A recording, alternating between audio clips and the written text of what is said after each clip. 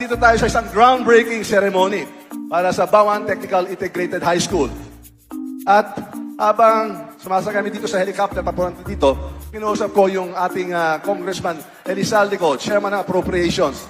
So nag-usap kami at sabi natin, pupuntahan natin yung Bawan para sa isang classroom building na 59 million. Sabi ko, kulang yata yan. Gawin natin tatlong building!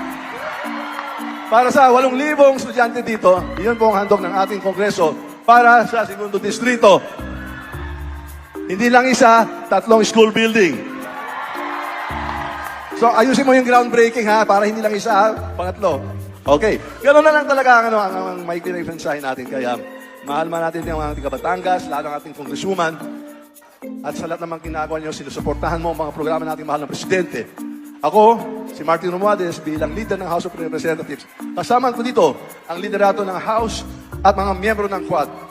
Handang-handa kami maglingkod, magsilbi, makinig sa mga hinay nyo sa Batangas. Mabuhay ang Bawan! Mabuhay ang Batangas! Mabuhay ang Sabayang Pilipinas! Damo salamat!